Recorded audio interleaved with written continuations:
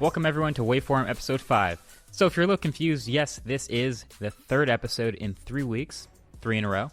And if you aren't confused, that probably means you missed episode 4, as it was a special unscheduled episode, which also means you're probably not following us on Twitter. We're not mad. We're just disappointed, that's all.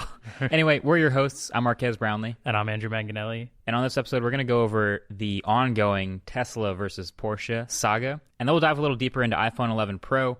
And then we might as well just go ahead and do our own Pixel 4 launch event because the internet has leaked basically everything. Then we'll hit on some OnePlus rumors, and we'll finish it off with a Q&A. Let's get into it. All right, so we've actually dropped 5 new videos since our last scheduled episode of Waveform. Yeah, I mean, we had an unscheduled one in there, so a lot of the videos we've pretty much talked about, but... Yeah, but it's that time of year, man. It's is. just, it's about to be full swing, or we call it hardware season, we can call it tech season, Tech-tember, Techtober, no matter what you call it, it's underway. It's about to be lit, as they say. So one of those was the Galaxy Fold video. So we had sort of a short overview of the fixes they had for the reinforced re-release. You could call it the Galaxy Fold 1.1. A lot of minor things. You might not even notice them if you hadn't seen the original Galaxy Fold, but in the video we went over the little caps at the end of the phone and the little more rigid hinge. But overall, it's generally the same idea, same phone, same screen, same specs, but hopefully doesn't break on day one for people. Maybe takes a little longer than that. Yeah, I think they were so proud about showing that robot that folded it like 10,000 times, but I just really think they underestimated how much human nature we're just ready to just fuck shit up. Like, I think that's just what happens when you test a phone in a vacuum and you don't really do a whole ton of outside the lab testing. Yeah. And most of this was because they wanted to keep it a secret, yeah, which they successfully did.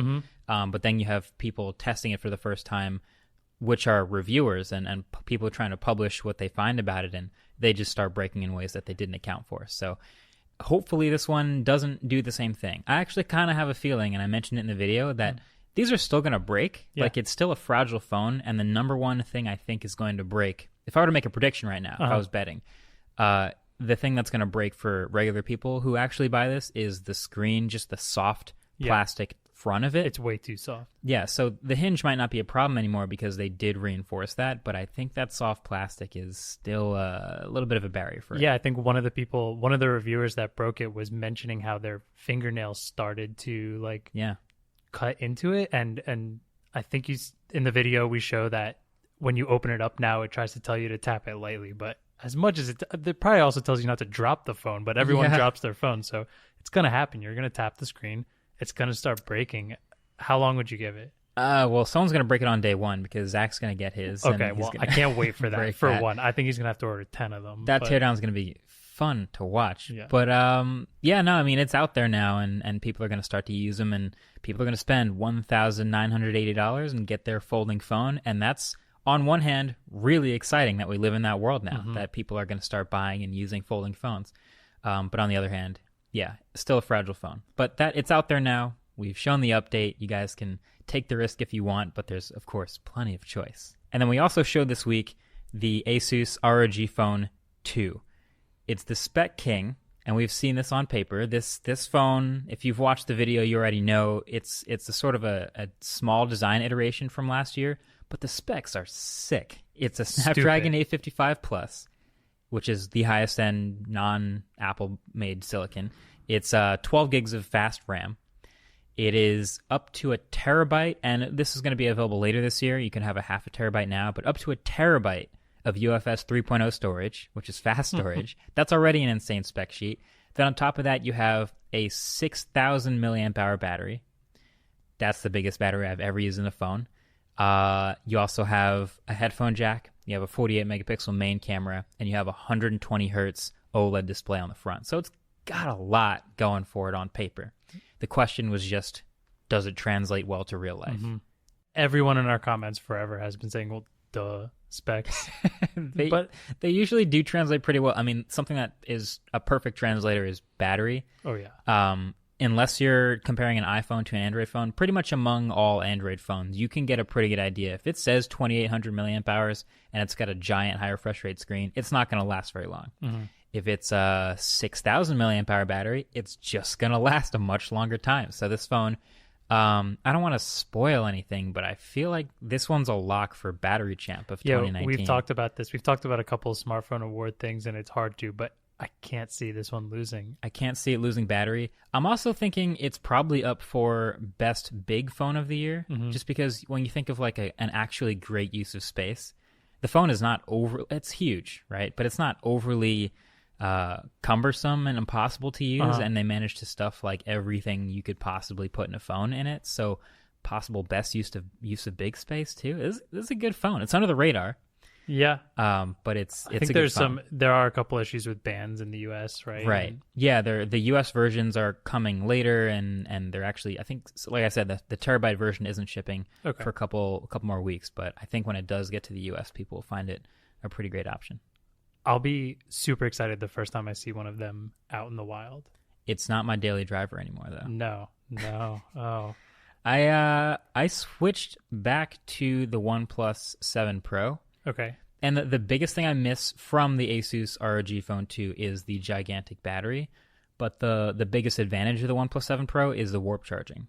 So I actually, I do find myself running through battery a bit faster. Instead of being at 60% around today, like this time of day, I'd be at like 40%, but I'll just plug in on the car ride home and I'll be back up to like 70, 80, 90. Yeah. And I'm good. We're definitely in the world where someone has a charger almost everywhere. So it is really easy to not have to last a day, but it definitely, that 6,000 milliamp hour battery is nice to like. I'm not that worried about fast charging if I know literally the only time I have to plug it in is when I go to bed at night. Honestly, it changed the way I used chargers, that phone. Like every phone I pretty much ever use, I'm constantly thinking about when am I going to be able to plug in. Maybe it's a bit unhealthy, but like that's just what I'm thinking about. This phone, I was like, all right, it's the biggest battery I've ever used. Let's see how good it really is. I'm going to decide to use it extra hard, and I'm going to not charge it even when I can. So on the way to work, I just have a car charger like sitting there waiting to plug in for my GPS. And I just put it right next to the charger and I didn't plug it in. And I just went the whole day without ever plugging anything in. And yeah, like you saw in the video, I was ending the day with like half battery left after just crushing it. So yeah, that phone it's great. But I did end up switching back because I'm a bit more of a fan of the Oxygen OS experience and 90 hertz versus 120. Have you looked at the 120 hertz display? Just a tad, not too much. And I'm using a Pixel 3, so I'm not used to really having my high refresh rate on my phone. Sorry. Okay, so I'm ready. You're ready for a high refresh rate screen. I'm so ready. I could kind of sort of tell the difference between 120 hertz and 90, and I can definitely tell the difference between 90 and 60. Yeah. Major difference. I think that's the bigger jump. I think we've talked about it before. Oh, a lot, yeah. This is my biggest gripe with the new Note is like everything's great about that phone, but I can see the difference between 60 and 90. And if the Note 10 was a 90 hertz display, I would have loved that thing. I probably would still be using it. Yeah. Would you be... So every year I feel like I work here, I've always found you go back and forth between OnePlus and Pixel. That usually once you get into a daily driver thing, Samsung sneaks in sometimes, but I'm so used to you using OnePlus because it's so fast. Definitely than the last being 2 mad years. about camera. Going back to Google, but I can confirm here that he's been using OnePlus for a very long time. Yeah. So the OnePlus 7 Pro came out in March or something like that, March or April, and it's been more or less my primary Android phone since then. I'll test other phones and I'll end up going back to it. Yeah, since then. Probably the longest I've seen you with one phone that wasn't being tested. Yeah. Before switching, which is saying a lot. I think the real driver for that is it was first to 90 hertz, and every time I had to switch back to another phone, it was a phone that didn't have 90 hertz, and that's just what it came down to. But we're gonna have a bunch more options later this year, so that's exciting. That's very exciting. Anyway, we also have all of our iPhone videos this week, but we'll touch up on that a little bit later. Do you have any videos or some content you've thought was worth sharing specifically in the last 2 weeks? Yeah. Since we're on a podcast, why not talk about a podcast? And why not talk about a podcast from another creator? Perfect. Yeah. So two people we love, Phil DeFranco and Casey Neistat. They joined in on Phil DeFranco's podcast episode, A Convo With, I think is the title. I like it. So he's doing a video podcast, but also distributing it like an audio podcast. But if you want to like watch the video version, it's usually a pretty good like extra bit to see people talk. The video is cool. Like I don't think you're missing anything, but the set for one is fantastic. Yeah. It's really well done. it's cutting back and forth really nicely. They have a great setup, but I just really enjoyed. I feel like so many people get Casey on, and it's so easy to just talk about his daily vlogging and everything. But Phil and them have talked so many times that they went a lot deeper into just what his life is like outside of being a creator. And now that he's an LA kid, yeah. Now that Phil keeps calling him a former YouTube star. Now which that is he's hilarious. not daily vlogging, yeah. There's one story in particular about how it's tough as a creator to talk poorly about things, and how he had this video where he was gonna like expose this restaurant that he really likes when it wasn't really that bad, but it's just this hilarious story about how he knows so much about maple syrup, and he ordered this $12 waffle that had maple syrup, pure maple syrup, and waffle. He knew it wasn't pure maple syrup, and he ran all these tests to prove that it wasn't maple syrup, and he was about to release the video and he felt too bad about the restaurant. So that's such a Casey video, though. I know. It sounds hilarious. I wish I could see it. I just pictured him like slamming a jar of syrup down on the top down set and like shoving a meter into it to measure the sugar content. That's hilarious. Yeah. Yeah, no, I'll definitely. I saw part of it. I haven't watched the whole thing yet, but it's worth it. Just a lot of really fun stories. Nice. Yeah.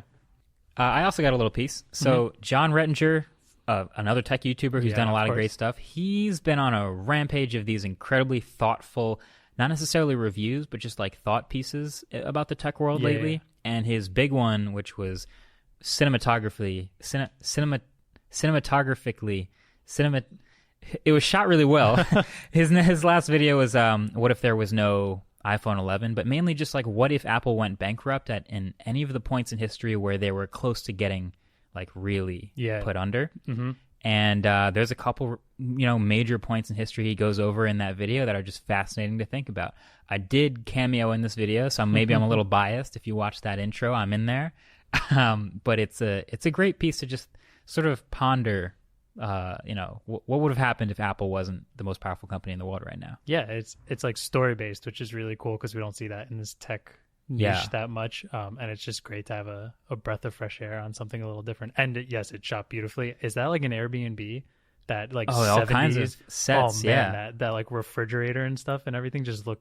Set design goes a long way. I also want to say, like, I've been immersed in that world of retro tech for the past couple months now that we've been shooting it, and I'm definitely not going to spoil what it is, but one of the episodes has a lot to do with a lot of what John talked about.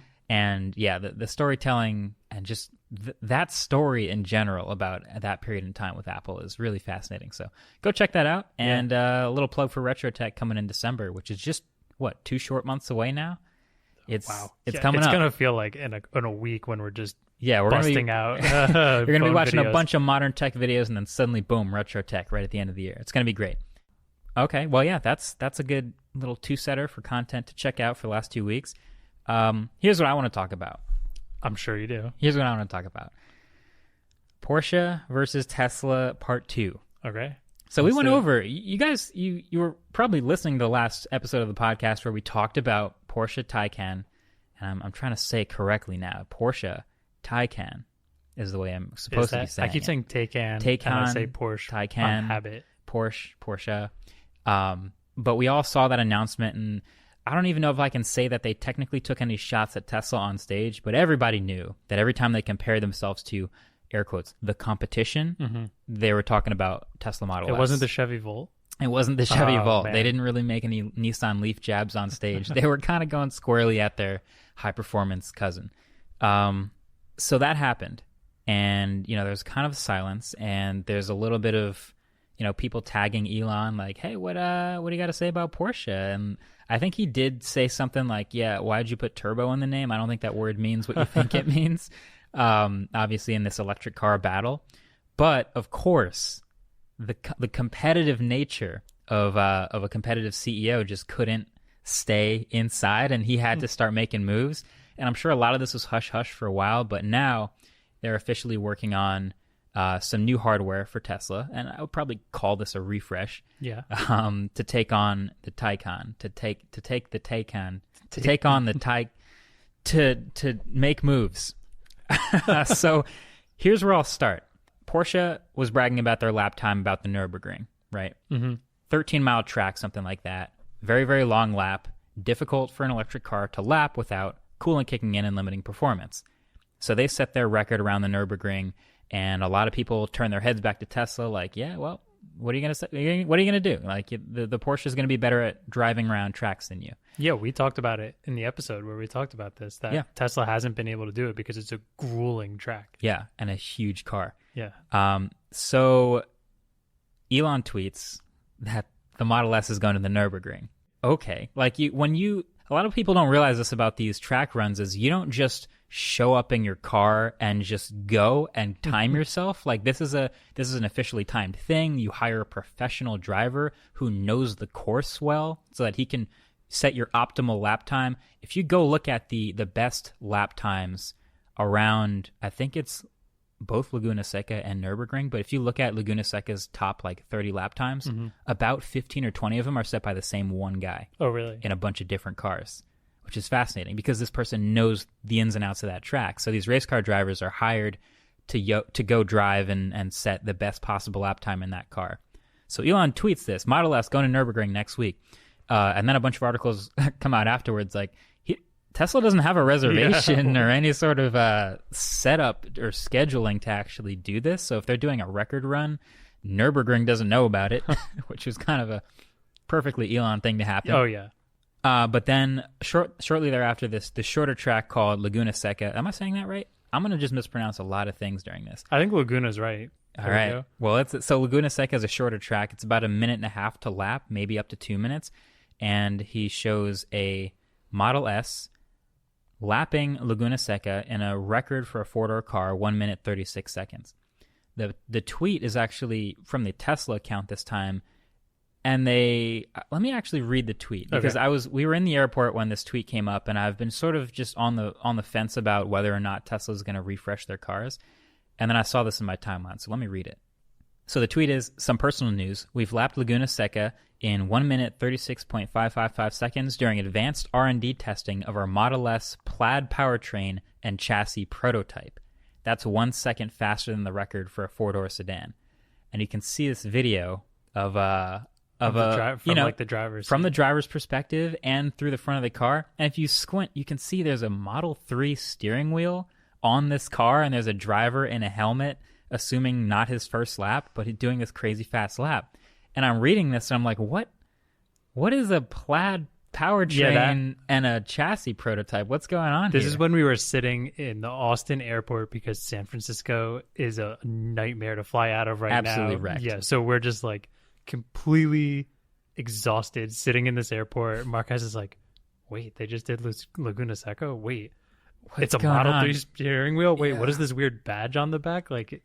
There's a lot of questions raised from that. I tweeted at them. I didn't get any answers, but I'm like, what is a Plaid powertrain?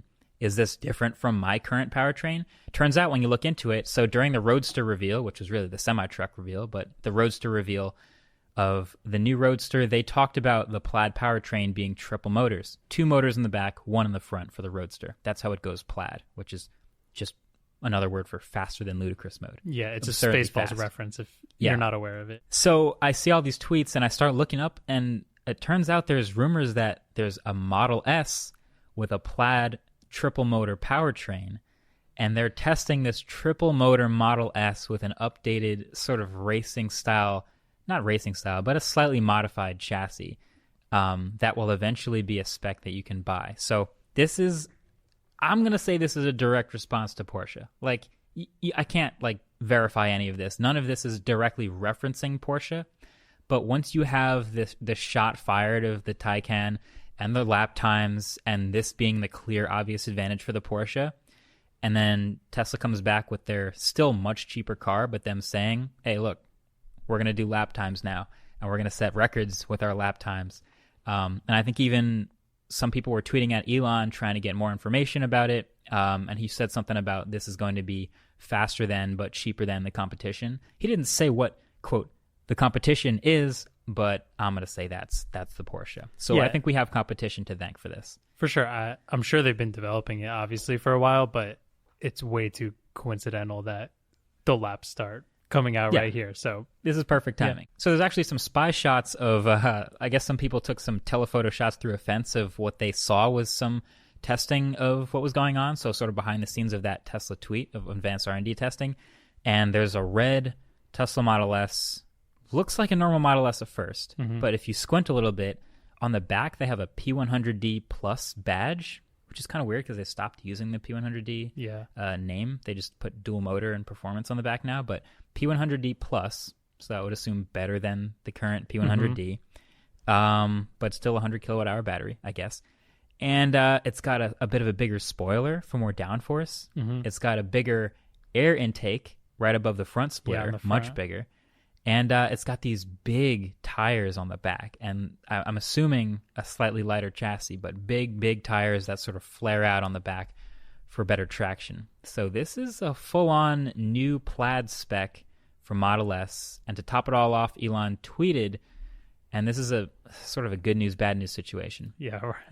He tweeted that it's coming up at the end of next year, October, November 2020. And here's my theory. And I hate that this is the theory, but it's probably true. We were kind of all assuming the Roadster 2020 was delayed. It wasn't coming out in 2020. Now we pretty much know it's not. It's coming out after the Plaid Model S and Model X. That's confirmed because didn't he reply to one of your tweets that Roadster would be after Plaid powertrain? Yeah, so there's going to be a Model S and Model X that get a certain slightly more expensive but still less expensive than Porsche Plaid powertrain.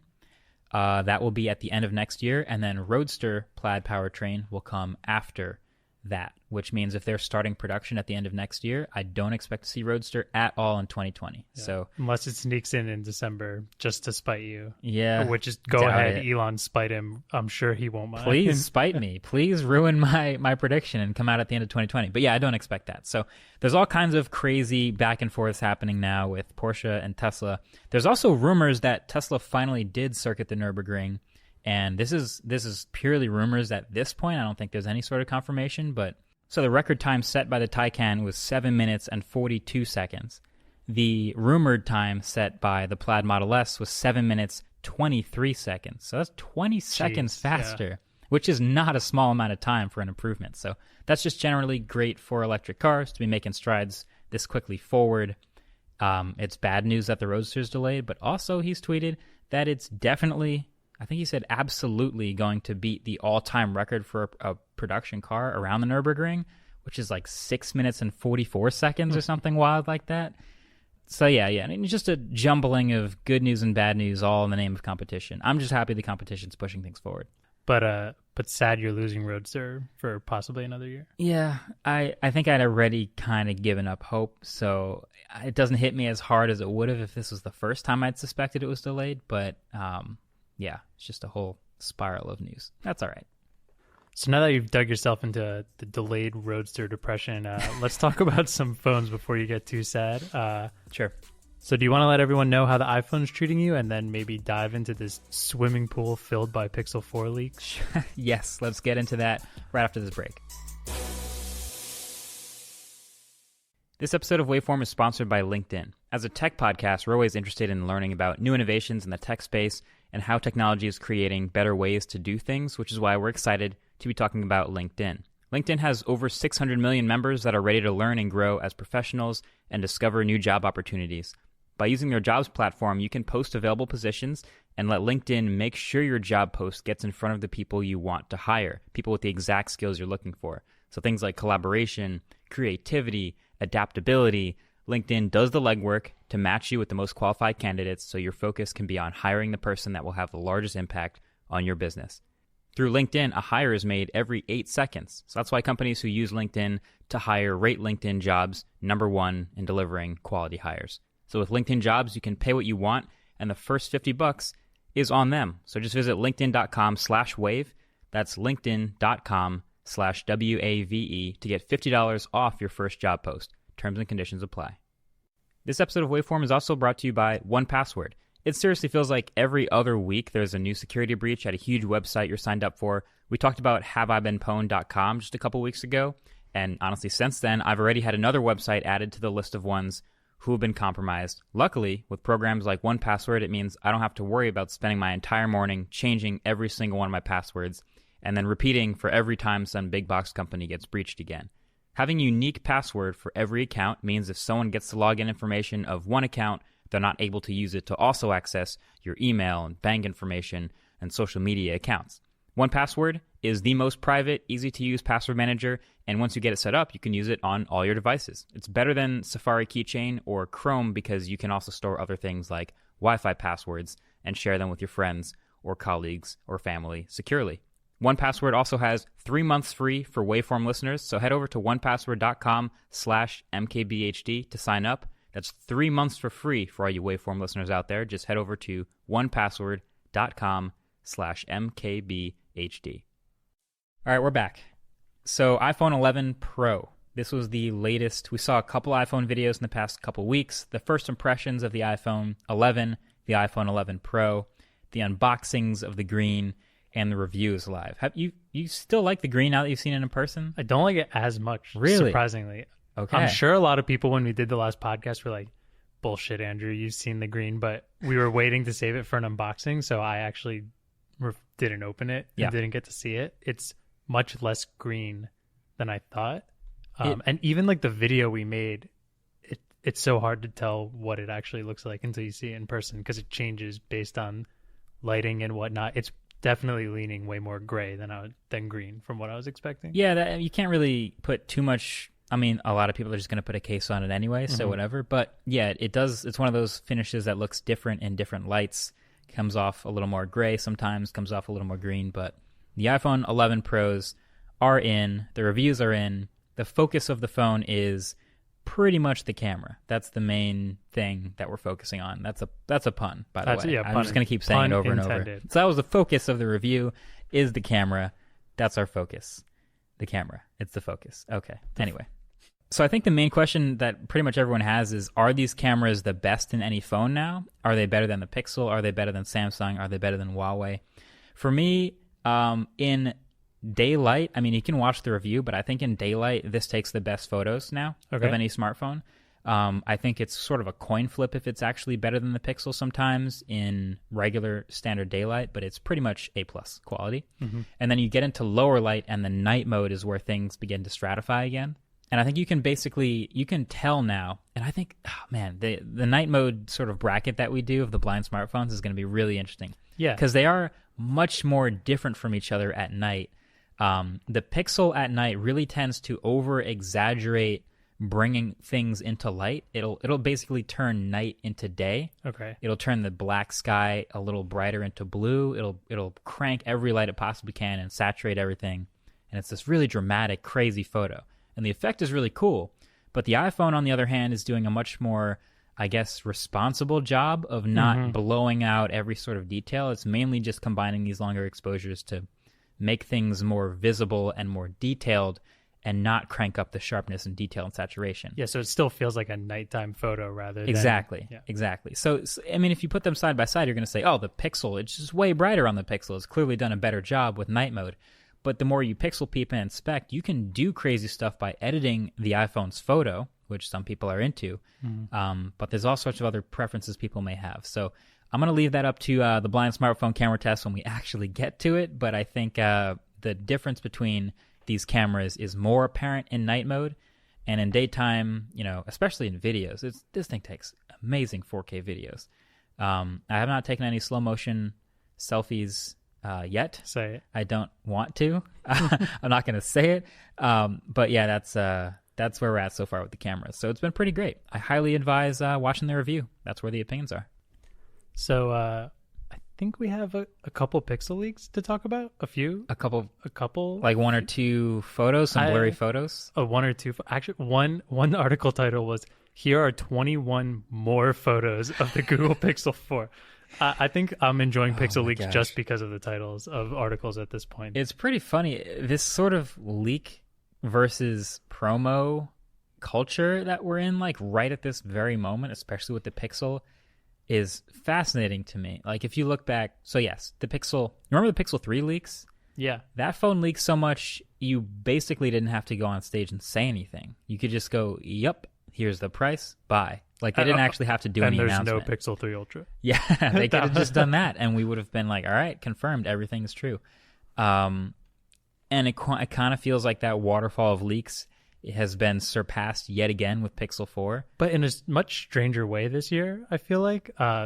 The one thing that kind of confused everyone is when we first started getting those little bit of leaks, Google's just like, oh, here you go. This is what it looks like. And just it was back in June they tweeted about it. So there was the rumors of the quad camera back or the camera square on the back. Yeah. And they just went, you know what? Here's a picture. This is the back of the phone. Now use this image for the rest of your talking about the phone. This is it. Mm-hmm. And we went, wow, that's crazy. Google's embracing the leak culture by leaking it themselves. That's not what's happening, but okay, we'll just go with that. But now we've seen a literal, like a 10-minute Vietnamese unboxing and review video of the entire phone a month before it comes out. Yes, it quieted down a bunch. I wonder if people just weren't looking. I don't know. We just didn't have that many leaks. And then I think I talked about article titles before. 9 to 5 Google has these. I'm going to read 2 article titles that are like 6 days apart. Number 1, fewer leaks and far less hype. Is it bad for the Google Pixel 4? That was September 6th. On September 13th, actually, I think Google Pixel 4 is leaked enough now. Thanks. That's less than a week later. Yeah. Oh my God. I don't know what happened. Whatever dam was holding back the leaks didn't just start leaking more. Fucking Michael Bay came in and blew it the hell up. Yeah. The doors are off, man. Everything you need to know about the phone, the design, the way it looks, the features, looks like we know it's 90 hertz. The Android 10 feature-specific stuff, like the coral colorway. I actually love that there's so many leaks now, you just sort of read a headline and you're like, oh, now we know something new about the phone. There was a headline about how Google has confirmed the coral color of the phone in a Times Square ad. And you're like, all right, we knew there was a coral color. Google just puts a picture of the phone in Times Square on a billboard. And we kind of riffed back and forth on that on Twitter for a little bit. Like, Google accidentally just reveals everything about the phone before it comes out. Like, Google talks about, Nilai's reply was Google accidentally reveals Pixel 5 on stage during Pixel 4 event. Yeah, they didn't exactly do a great job. Do you think this is intentional? That's my question.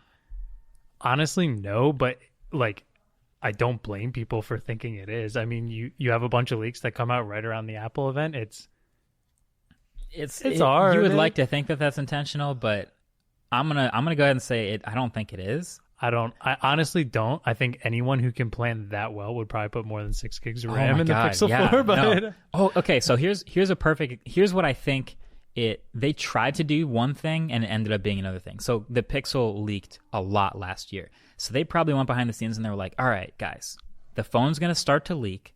And then what we're going to do is we're going to be these social geniuses and we're going to just start embracing leak culture and leaking the phone ourselves and posting promo images, and that'll get people hyped and it'll be perfect and it'll go hand in hand, and at the event we'll make some joke on stage about how you might have seen this before, and then it'll go great. Everyone will love it. And then everything about the phone leaked before they got to say anything. And I think what they were trying to do is kind of what OnePlus does. If you've noticed the past, I think like 3 generations of phones now, OnePlus basically says everything about their phone before it comes out. But they do this sort of a slow dribble of like one spec at a time every couple of days. And they'll give an official source, like their CEO or their official account will just tweet or say a new spec or a new thing to keep people talking about the phone. Yeah, it keeps it in the cycle. Exactly. It keeps it on your mind. It keeps it in the headlines. One day you'll see, OnePlus 7 Pro will have a higher, or something about a smooth focus. And you're like, ooh, I think that means it's going to be higher refresh rate. Oh, interesting, cool. And then the next day they'll be like, oh, it'll have up to 12 gigs of RAM. And now there's a new article about how the OnePlus 7 Pro might have 12 gigs of RAM. Then the next day they're like, we have a special charging solution. And you're like, ooh, I wonder what that is. And you just keep talking about the phone and talking about the phone. I think that's probably what Google would have wanted to do with Pixel 4. And they had, that little ad that they shared a video of like a gesture of like swiping on like kind of what LG did, like waving her hand in front of the phone. I bet they planned on sharing that once something about the top bezel leaked. They would have been like, trust me, it's for a good reason. But dude, everything, it's so out there now. You can't hide anything. Yeah, I have a hard time believing that they coordinated some Vietnamese channel to get the phones into entire, we're at a whole nother level where we're not just getting, what was it last year? Wasn't it like someone in Russia got a bunch of like black market It prototypes of it. It kind of almost did go this far. I remember there were multiple reviews of the phone in other languages before the phone actually came out. I don't know if it was a month before the phone came out. We're really a month before the phone's supposed to get I remember released. some like quick videos. Whatever this Vietnamese channel is, I don't know who they are, but they know what they're doing. These are sit down, framed up videos with a purpose, and they're just reviewing the phone, and we're getting to look through all the settings. Man, I remember back in my day, leaks were just a half resolution blurry photo of the back of someone's hand.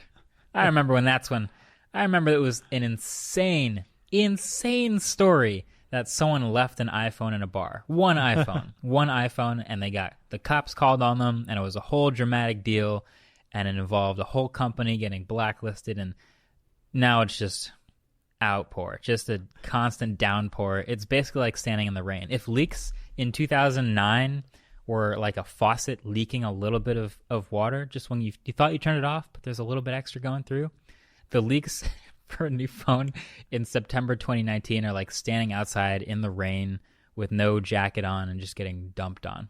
So speaking of leaks, I think one of the most curious things we're trying to figure out with this new Pixel that hasn't already been leaked is this new camera system. I've mentioned this before. Pretty much everyone now has an ultra-wide camera, and up until the last month, it was just Apple and Google as the main big ones that didn't have an ultra-wide. So now that Apple has an ultra-wide, what's the rumor on the Pixel's camera system? I don't think so. I still don't think so. Still no ultra-wide. No. I mean, so there is a new leak. There's some photo of a guy taking a picture out his window, which also, if you're taking a picture outside of the place that you work, you're probably just dead on giving away who's leaking this. But I digress. This is a leak? I'm assuming. I mean, it's something God. I've seen. It's so hard for me to keep track of where all these leaks are coming from. But there's a photo of a guy taking a picture of buildings outside his window. Okay. And you can see in the corner the little slider in the camera app, and it's slid all the way to the right, and it just says 8 times on it. Okay. So people are now speculating some sort of 8 times zoom. I don't know if that's digital zoom on top of it or if you zoom into 8x, optical. you can zoom into 8x on the iPhone, and it'll say 8x, but that's a software zoom from a 2x lens. So I guess this is just sort of people are hoping. Guessing. I'm hoping. I was hoping for an ultra wide, obviously, but now if it's a telephoto, I hope it's at least 3x. Yeah, I hope it's something more than just 2x, because we've talked about in the iPhone stuff how the 2x isn't that fun. I mean, cool. I've probably ranted already about this, at least in a video or maybe in a podcast or maybe just Twitter, but you can fake a telephoto with software. You can't really fake an ultra wide unless you get an ultra wide lens. They had the ultra wide on the front, for crying out loud. Like, they know how useful the ultra wide stuff is, and they're actually one of the first and best to do the ultra wide on the front. So I'm kind of shocked. That's the thing, is I don't want to keep holding out hope like maybe it is an ultra wide, because I feel like we kind of know everything about the phone already now, but that's kind of a strange thing for them to choose. We talked about how 2 phones, Apple and Google, are the ones without ultra wide. I fully expected Pixel to have it first, and I hope for Pixel to have it first because we like it so much, but I don't know. So do you think this is going to be your next phone? Since you've been on Pixel 3 and you haven't experienced higher refresh rates yet, this will be like your first higher refresh rate phone, the natural upgrade from the Pixel 3? I think it's hard to say no. Yeah.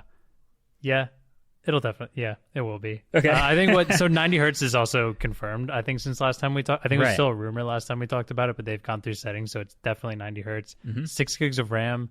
Not bad. Not great. Not bad. It's an upgrade. It's kind of weird because we just learned the iPhone has 4, but like nobody's really that worried about iPhone RAM numbers. They've proven that they can stick with it. There's a couple numbers you don't have to spend a lot of time on when it comes to iPhones, and that's battery size, RAM number, and I guess camera megapixel count. Obviously, iOS and their hardware are so well optimized that you can get away with a physically smaller battery when the pipeline is that tightly controlled. Same thing with the cameras and same thing with the RAM. So iPhones just tend to have less RAM and smaller batteries, but they perform pretty well.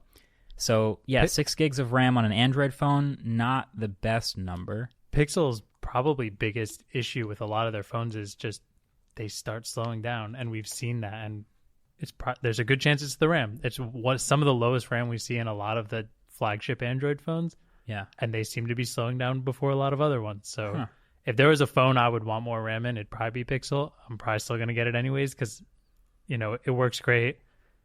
We're lucky and we get to use phones a little more. We get to upgrade a little more often here, but I kind of wonder if the one thing we don't know about the Pixel might turn out to be the most important part of it, because it feels weird saying out loud 6 gigs of RAM is not enough in a phone, but the price of the Pixel. True. 6 gigs of RAM doesn't seem like enough in a $900 phone, right? No. Like when you think about like all the cheaper phones that have 12 gigs of RAM and all the other $1,000 phones that have at least 8 gigs of RAM, usually upwards of that, 6 gigs on a $1,000, $900 phone feels like not enough. But if the Pixel 4, the highest end version, is $700, then does that make it like sting a little less? Yeah, it makes it sting less. And I mean, ultimately, you're right. If you're paying $900, you want a phone that lasts a long time, and higher RAM is going to be better for that. Yes, 6 gigs of RAM is plenty for a phone, but like you're future proofing. You want this phone for arguably 2 years. I think most phone contracts are 2 years, so you want it to be. And maybe I just hope Android 10 does a better job of RAM management. You would think that a Google built phone would have that sort of optimization the same way Apple could, and they wouldn't need tons of RAM. And that's kind of what we were hoping with Pixel 3, but it didn't happen. So that's another thing to keep our fingers crossed for. My other question for you is, it's definitely not going to happen this time, but do you think Pixel needs to start releasing 3A at the same time as the new? Well, it's going to be 4A, I'm assuming. So right.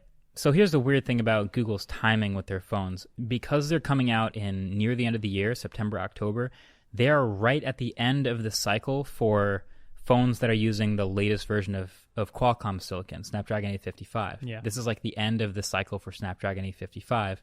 And then right after Pixel 4 comes out, Snapdragon 865, right, is around the corner. Mm-hmm. So all year we've had these phones with Snapdragon 855, 855 Plus. This phone's going to come out, and then boom, it's outdated. So it's kind of this weird spot to release your phone. It doesn't affect others as much because they're earlier in the year.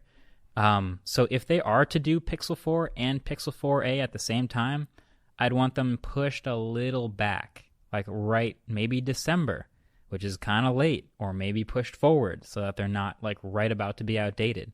But they are in this sort of a weird pocket in the calendar where it feels like they're just waiting to get outdated instantly. Yeah, it just feels weird to me that so many people when 3A came out, they're like, Andrew, should I upgrade to the Pixel 3A? It's not an upgrade. It's new, but it's not an upgrade. Yeah. Like I had friends that had the Pixel 3 and asked me if they should get the 3A. No. It's pretty simple, but it just feels like a really weird, why are you releasing the worst model later? And just like along the same lines of, why not build all the hype together? Pixel 3A didn't have a lot of hype behind it when it came out. They had some commercials and whatnot, but like, why not just put all the hype together so when people are going to Verizon to grab a Pixel, but they don't want to spend, hopefully not $900, but $900, they can get that smaller version. We're seeing iPhone do it now with the XR or just iPhone 11. There's a couple other companies that are doing 2 phone releases that came to mind. That's one of them, iPhone 11 versus iPhone 11 Pro, all at the same time. Yeah. Last year, iPhone 10R came out a month after iPhone 10. It was all announced at the same time. It was all announced at the same time, slight difference in launch time. And then there's OnePlus, where you have, 2 things again sort of staggered during the year. So OnePlus 7 came out a different time from OnePlus 7 Pro. And they have a couple, I think this year they're going to have about a month between them. So there's OnePlus 7T and OnePlus 7T Pro. Okay. And just diving right into that, they seem to just be doing the same thing they did last year, where they're slowly confirming things one by one. Those things include both of the phones now will have 90 hertz displays. I think they're going to keep the same stratus between the prices. There's going to be a mid-range priced one and a upper mid-range priced one. Careful how you... Exactly, yes. 669 I think is like upper mid-range. But yeah, they're going to have... They showed the design already. They showed that there's going to be a matte blue color again. There's going to be a giant camera circle with triple cameras. So they're sort of slowly trickling the same spec leak that people were thinking about with other phones and sort of owning it. Yeah, that circle leak isn't that what we all thought the 7 was going to be? Do you remember that it was like inside some office looking at a PowerPoint and some guys holding up this phone with a big black circle on the back of it? Turns out they were leaking their own OnePlus 7T. They were 2 steps ahead of us. They're just 4D chess. 4D chess, man. 200 IQ stuff out here. Yeah, no, they definitely have a lot going for them in the new phones, and I think it'll be interesting to see if there is a So imagine a 90 hertz display on a OnePlus 7T that's like $500. That's a pretty convincing, Oxygen OS, Snapdragon 855, probably 8 gigs of RAM. Like, you fill out the rest of the spec sheet, and it seems like a pretty great deal. We'll have to see how good some of the things like camera and battery turn out. Yeah, but it's really always that. That's what it comes down to with OnePlus, I guess, right? How good is the camera? How bad is the camera? How good is the battery? How bad is the battery? I think it's more, how okay is the camera, and is it... How passable is the camera? Yep. How acceptable how is this everyone camera? wants their camera to be rated as passable, acceptable. Yeah, I don't know if it'll be a spectacular camera, but, we'll see how they do. All right, well, that's a lot of leak talk. Let's get back to present time. We'll take a quick break, and then we'll go ahead and do some Q&A. This episode of Waveform is brought to you by Raycon. So we're getting close to the end of 2019, and we've put the headphone jack on the endangered species list. So now is a better time than ever to start searching for a pair of wireless earbuds. So before you drop hundreds of dollars on a pair, you should check out a pair of wireless earbuds from Raycon. With truly wireless headphones making a splash in the audio field, it's nice to see some new pairs come out that are a bit more budget-friendly. So the Raycon E50s come in at under $100, but still offer features you'll find in other higher-priced earbuds like noise canceling, IPX4 water resistance, and a rechargeable carrying case so you can recharge on the go for up to 25 hours of playtime before you need to plug back in. So y'all know I'm a fan of matte black, and of course, the E50s come in a nice matte black finish, along with 4 other colors to choose from. And they're also comfortable, which can be a huge issue for truly wireless earbuds. Just finding a pair that fits in your ear is half the battle. And the E50s come with multiple gel tips to make sure they fit comfortably.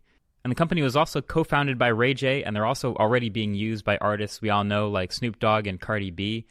Raycon offers their wireless earbuds for everyone, packed with features in a great range of colors and at an unbeatable price. Go to buyraycon.com/wave to get 15% off your order. That's BUYRAYCON.com/WAVE for 15% off Raycon wireless earbuds. If you've been eyeing a pair, now is the time to get an amazing deal. One more time, buyraycon.com/wave.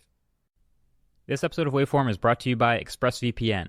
If you believe you're not being snooped on, or that nobody cares about your online data, well, I'm sorry to disappoint you, but you're wrong about that. So since you listened to Waveform, it's pretty clear you know enough about online security that you are realizing your privacy is always potentially under attack. Hackers, ad companies, and ISPs are always gobbling up your data, and not just some of it, all of it. So that's why I recommend getting software you can trust to protect your online activity, like ExpressVPN. ExpressVPN runs in the background of your computer or phone, then just use it like you normally would. You download the app, click connect, and voila, you're protected. No need to launch a program every time. Just download and use it like you would any other day. ExpressVPN is the fastest VPN out there, costs less than $7 a month, and comes with a 30-day money-back guarantee. ExpressVPN uses a new cutting-edge technology called Trusted Server to make sure there are no logs of anything you do online. It's time to stop hackers, Big Brother, and internet companies from taking all your data. Take back your online privacy with ExpressVPN. Protect your online activity today and find out how you can get 3 months free at expressvpn.com/wave. So that's expressvpn.com/WAVE for 3 months free with a 1-year package. Visit expressvpn.com/wave to learn more. All right, so we have a couple different questions about 5G. One of them at the top here is how long will it take for 5G to roll out in most cities in the world? Other people wondering about just generally why doesn't the new iPhone have 5G? Will the Pixel have 5G? Will these new phones have 5G, etc.? If you watched our 5G explain video, you'll kind of know it's not ready yet. Like not it's close. Even if you were to get a 5G phone today, which you can, I did. It wouldn't be the best 5G experience. You'd mainly be on 4G all the time, and by the time you did get on 5G for those like 9 seconds of your day you walk past the tower, what are you downloading? If you happen to be downloading something at that point, it'll be great, but 5G is not ready yet. So I'm not shocked that the new iPhone doesn't have 5G. I wouldn't expect the 2020 iPhone to have 5G. I don't think so. As much as I'm expecting from that phone, I don't think 5G is one of those things. Yeah, and I feel like some people's argument is, well, I'm buying 5G now. 5G is going to be back soon. Right. Okay. I don't know. Also, if you're the kind of person who's that excited for 5G, I bet you're upgrading your phone before 5G actually becomes mainstream. That's exactly true. And the other thing is, people don't buy their phones based on what they think might be a thing in 2 or 3 years. They buy the phone they want now.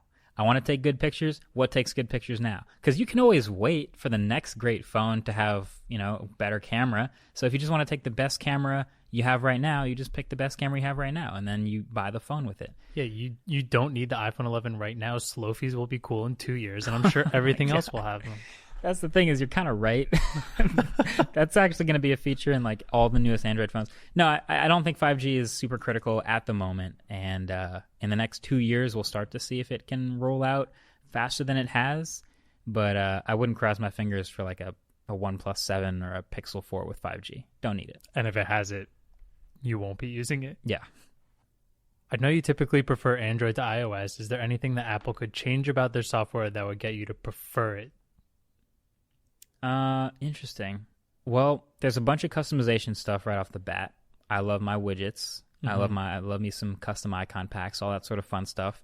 So that would instantly give it the edge that it has not had for a very long time. And then I guess generally the ability to have different hardware choice. I think a lot of what I prefer about Android isn't just the software, but it's that you can pick between like 100 phones instead of 3. So if you feel like you're cool with iOS, then that's great, but you have really, 3 or 4 phones to pick from right now. iPhone 11, 11 Pro, 11 Pro Max, 10R, 10. I guess that's it. So you don't get a whole ton of choice. Meanwhile, I'm over here like, well, I want a high refresh rate. I don't care as much about the battery because I can fast charge. I do want wireless charging. I don't care as much about waterproofing. And I'm going down the tree of like 70 different phones I can pick from. I don't think that's something that Apple will just decide to do, is make 70 different phone options. But yeah, I think those main little things of customization to make the phone look and feel and act exactly the way I want it, especially in the UI, is something that I would love to see. That's exactly how I feel, in the sense of I cannot stand seeing iPhones with the 50 buttons on the front. Like if you look at my phone right now, it's completely clean. I think there's 5 icons. Most of them are folders, and then app drawer.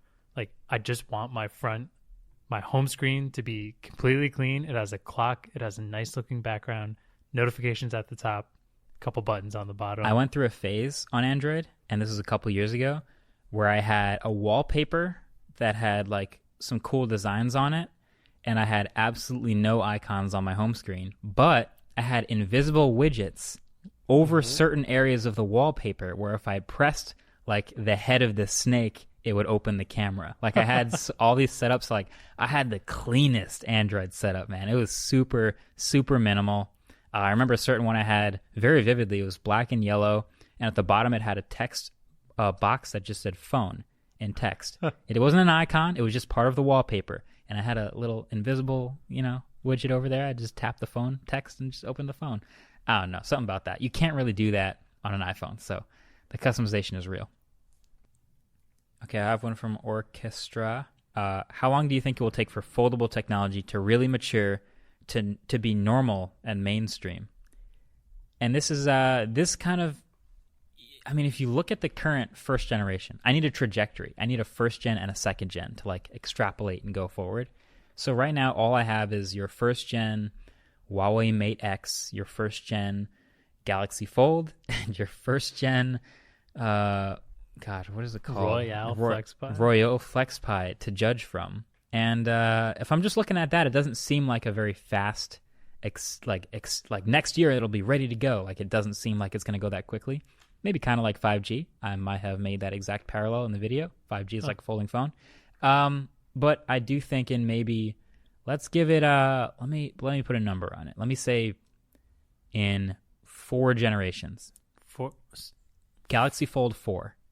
Galaxy Fold 4 is mainstream folding technology. Galaxy Fold 4 is no longer an exuberant price, and it is worthy of considering a main phone for a lot of people. So around 2023, if you're I think I'm pretty optimistic about this, but I think, that would be a pretty great trajectory for folding phones. I think worst case scenario, probably more like 8-9 years before anyone, or it'll just die like modular phones, which is that's I don't think it's going to die. I see it being somehow incorporated into the future. Okay. Yeah. No, I think it's much more. They both had the same. I think modular phones and folding phones have the same like positive possible outcome, but I think folding phones are much more reasonable to assume that you can attempt it and make money from it, while modular phones were kind of a scrambled business model and a difficult thing to expect one company to do well. So I think folding phones do have that future. So here's my, I like agree with you. I think it's going to take a long time, but then that's also how I felt about in-display fingerprint sensors. And that blew onto the scene way, way quicker than I thought it was going to be. I remember doing the Vivo Nex. It was the Nex 21. Or the X20. It was Vivo X21, then the Vivo Nex, right? Yeah. And that was not great. Slow. Very slow. Very deliberate, like press on the screen for it to work. How many years ago was that? 2 years? I don't even think that 3 was years ago? Not even? No. It definitely wasn't 3 years ago. I did a video of like a durability test of a fingerprint scanner, and that was like basically the first scanner to be built into a retail phone. That was a Vivo phone. What year was that? 1 year ago was the unboxing. That was 1 year ago? Oh, wait. Or less than 2 years ago, probably a year and change. Yeah. February 2018, I see, is when that video came out, of when we went to that hotel and like actually used the in-display fingerprint reader for the first time. That's February. Oh, I wasn't there for that. February of 2018. Okay. That is less than 2 years ago, and it's gotten pretty impressive. We're getting to the point where they're now not just like very fast and in a lot of phones, but they're expanding so you have bigger areas on the screen. That's what I'm hoping for. Yeah. I would love to see, and I think this is the general path of the advancement, and there was even a prototype phone that did this, but of like a large area on the bottom of the phone. So I don't have to land it on the exact like spot in the middle of the icon every time. I don't have to memorize that placement. It'll kind of become muscle memory of just like touching somewhere on the bottom third of the phone, and the fingerprint sensor is big enough to just read your finger in high resolution anywhere you put it. That's the dream of the future. I think that's an expensive part still. For sure. It's literally a CMOS sensor, I think, at this point. So still pretty tough. I don't know if ultrasonic is going to have that same possibility. We'll see. But yeah, you're right. The acceleration of in-display fingerprint readers is optimistic. Yeah, I feel like you would have had a similar answer if in February 2018 someone said, where do you see in-display fingerprint sensors becoming a mainstream? I wouldn't. Interesting. I think I obviously can't look backwards in time, but if you asked me after that 2018 video, where do you see this going forward? I think I probably would have said like in 5 years, all the phones will have this. We're almost there. It's 2 years in, and we're kind of at like almost saturation for in-display fingerprint readers. A couple more phones left to go, notably the iPhone and the Pixel, but we're close. Oh, here's another question from Adrian Sorbo. Does your team know what the K stands for? Yes. And that's where that ends. Also, the same person, I think, asked, how does the Pixel compare with the Note? Not a creep, just someone that's watched your streams, in parentheses. Yeah, I know. I remember Adrian. I haven't streamed in forever, and I don't really plan on doing it anytime soon, but how does it compare? I loved my Note 8. Right. One thing I'm still surprised about with my Note 8 is I didn't put a case on that.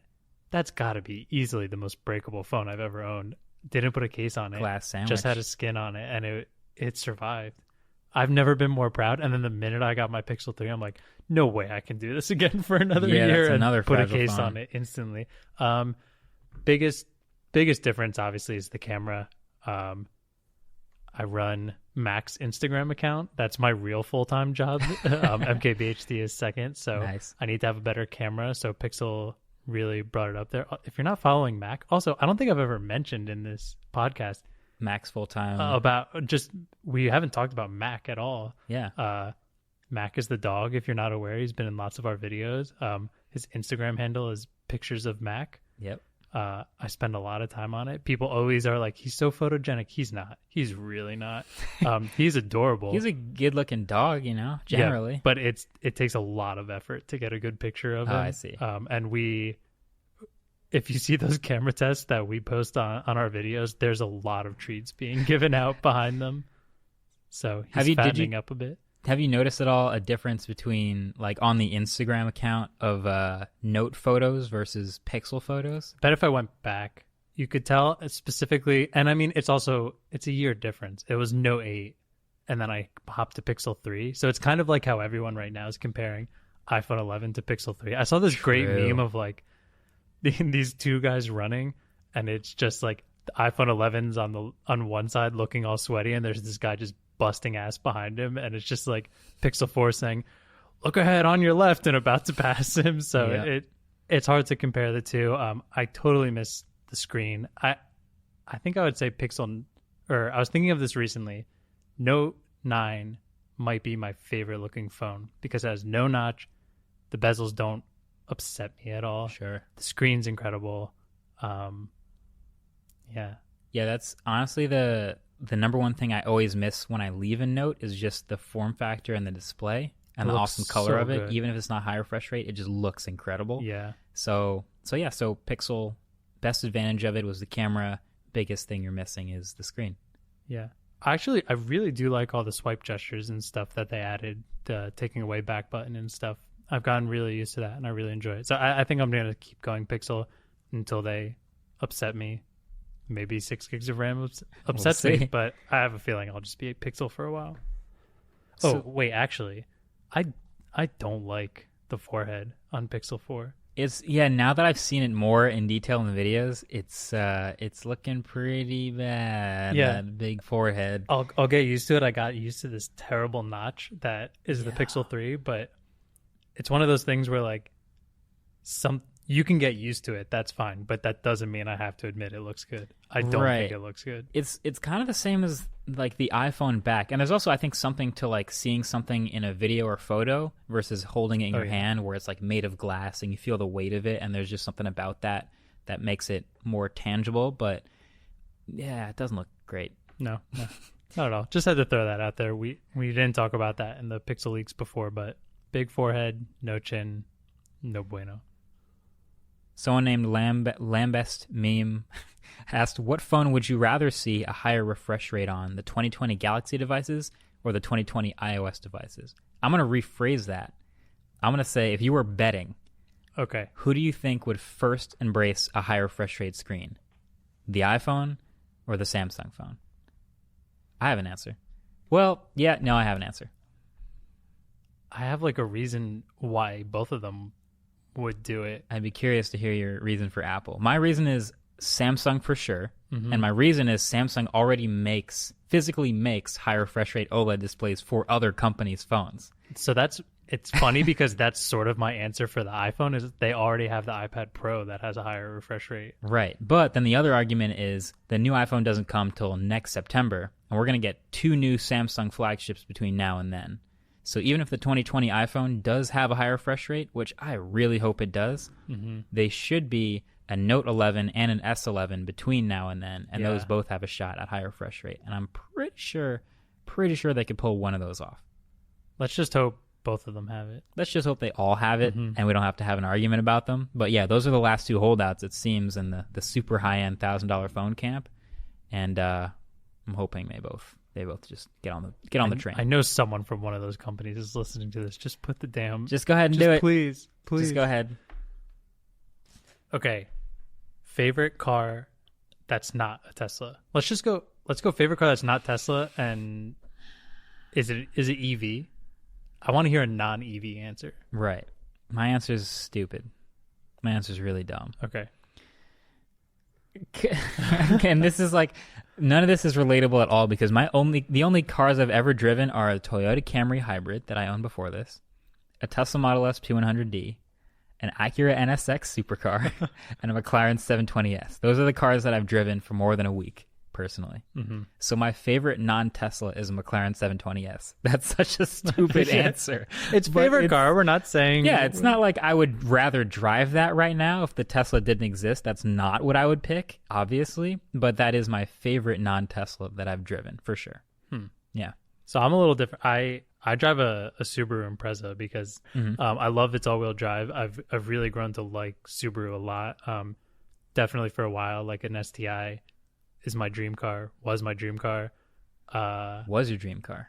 What's my dream car? I think the STI is like my reasonable dream car. It's expensive, but it's not a 720S. Yeah. I have to say though, like if I had to go dream car, I really enjoyed that NSX we drove. Probably because of it still drove like a regular car when you wanted it to. Like, it's funny. It didn't feel like it had like almost the same steering wheel as that Acura MDX, like a big car that I guess basically borrowed when my car was being fixed. But yeah, all-wheel drive. That was a very drivable two-door. Yeah, it felt normal, like driving it around when you weren't pushing it to its limits. Like you drove it around on a track, but I got to drive it to and from the track, which was way too much fun. And yeah, it just drove really, really nicely. Whereas a 720S, as cool as it is, like I can't imagine it's terrifying. Fun to like hit parking lots or speed bumps or stuff like that. There's another thing though. It is kind of actually better than normal. This is all incredibly not relatable, but we drove the Lamborghini Aventador LP400 or something, whatever it's called, for a couple days when we were in Palm Beach for a video about it for autofocus. That car is legitimately annoying to drive. It is not fun. If you're going around at like normal speeds in first and second gear and you like try to like tap on the gas to go forward, it like lurches you and then like you slow back down and it lurches you forward. Trying to reverse and like do a K-turn in that car, it's just not fun. No. I guess K-turns aren't fun, but whatever. Like you get the idea. It's not a great experience. So the McLaren, by comparison, was very drivable. I will say that. Like the typical first gear like lurching was not happening. Okay. It was much smoother. I could do K-turns and reverses, and I'm just throwing it back and forth. And like as a daily car, got into my driveway, it was like a reasonable drive. So I guess that step between the Aventador, which I guess is, I have driven that too. That car was stupid, man. And the McLaren 720S, that's pretty sweet. I'll throw one more thing out there. McLaren makes a couple different GT cars and the McLaren 570 GT. Before I got my Tesla, when we were, I guess, making a video back in the day when we were trying to make a video with the Karma, actually. Okay. And we went down and they had that garage full of McLarens and there was like a P1. We just kicked the tires of a giant, like $1 million supercar collection. And I sat down in a McLaren 570 GT and he was like, you could walk out of here with this car right now. And for a minute there, I was like, yeah, I could. I kind of want I'd have to fire Andrew and he'd have to walk I'd have to make some serious choices about how much storage. Yeah, but that car, the McLaren 570 GT specifically, I've watched a lot of videos about, and it's kind of a fascinating car. It's like a nice little two-door, drivable. They call it the daily supercar. I think McLaren, hands down, are the best-looking supercars out there. I'm sure a lot of people will be very upset with that, but Lamborghini looks cool. Too rigid and at the risk of getting way into the the weeds, I loved the P1, which was their high-end one from a couple years ago, and then I really don't like the look of the Senna, which replaced it. So the P1 was a hybrid supercar that was just, if you guys haven't seen a P1, go ahead and right now just look up matte black P1. Just put those words into Google, switch to images, and just scroll for a little bit and enjoy the masterpiece that is the P1. The Senna came out after that, not a great looking car, also $1 million. Would never want one. It's $1 million car that I would never want. It's that ugly. So they have their hits and misses as far as supercar looks, but I will agree they're pretty generally great looking. Cool. So we just both sound like yeah. So 15 minutes of talking about supercars later. My favorite car that's not a Tesla is a McLaren 720S. Sick. I have one from Matej Svancer who asks, "What do you shoot first for a normal review, A-roll or B-roll?" And I'm going to say it's usually B-roll. Almost always. Always B-roll. If you ever wonder about the behind-the-scenes process of making a video, that might be worth its own entire podcast, maybe a whole video. That might be a good like one that. to bring Vin and Brandon in. Definitely, yeah. Actually, great idea. But as of right now, yeah, we were shooting today, as of the recording of this, a whole bunch of B-roll for something that we haven't shot the A-roll for yet. So that's a pretty common thing. Mainly because I'm still tweaking the things I want to say about it and adding little bits of findings and pieces here and there. So once we do actually finalize the A-roll, then everything can just get edited together quickly and seamlessly. So, and speaking of like special episodes kind of like that, it's something we've discussed about a lot since we've been talking about the podcast for a long time. We have a list of some really fun episodes we want to do. We just launched this in the midst of the crazy. Podcast topics are a whole whiteboard thing we've got going on right now. And as of right now, it's just like new tech. Like things are just coming out left and right. And so that's naturally what we're talking about. But I think once we calm down a little bit and we get back into like the Januaries, and I mean, we're probably going to have a CES episode. That's kind of a mandatory thing, right? Yeah, just get everybody in here in the hotel room on the mic. Yeah, that's going to be fun. But once we calm down a little bit, we'll have some more introspective, some more fun, collaborative, all sorts of other sort of types of episodes like that. But I'm excited for that. I really can't wait. I've seen a couple of people like, oh, I see phones on the channel all the time. Like, I want the podcast to be more. And it's going to be. Yeah. We just launched it right in the middle of phone season. So today's episode, there's going to be some phone stuff to start. Great timing. Like when we get in the retro tech stuff, we get into all the new camera gear, we get into all the new behind the scenes, we get into the interview stuff. It's going to be good. So I feel like that's a good place to end it. That's just on talking about the podcast in general. But look, we're at episode 5 right now, which seems like a high number, but also a low number. We just started, so 5 is a pretty good place to be. But 5 is such a low number in the grand scheme of things. Yeah. So definitely looking for your feedback as usual. And if you want to tweet us at WVFRM, you can do that. And if you want to leave a rating on Apple Podcasts, that's welcome as well. And an honest one. If you want to give us 5 stars, if you want to tell us what we can do better, that'd be dope. Yeah, definitely an honest one. I actually have a challenge for the fans here. You have a challenge? A challenge. Okay. So we're at 2,500 ratings on Apple Podcasts right now. That's amazing. I read them after every episode, by the way. If we can get to 5,000 ratings, and I'm not asking you to do 5 stars. I'm not asking for a good rating, a nice, honest rating. Okay. If we get to 5,000, I will do the Q&A of the next episode, Hot One style. You want to do? Does that mean you're gonna like make wings and? I will cook wings. Spicy food. We have plenty of hot sauce over there. We do actually have the last sure we dab. can do it. We maybe not 10. Maybe we'll do 5 and just start right in the middle. Oh my god, I'll do it. You'll do it. I've been kind of wanting to. Are you peer pressuring me into doing it? I'm not peer pressuring you, but just like they're not peer pressuring Last Dab onto everyone, it sounds like you might. You don't have to if you don't want to, Marquez. But well, I'll judge you. I'll just go in with you on that. Fine. You'll go in. So 5,000 ratings on Apple Podcasts sounds like a good target, and if that happens, then we will be burning our faces off. Yeah. All right. I'm down. Sounds good. All right. Well, we'll look forward to that. We'll see if it happens. Either way, until the next one, thanks for listening. That's been it from us. Waveform is produced in production with Studio 71, and our intro-outro song is created by Cameron Barlow.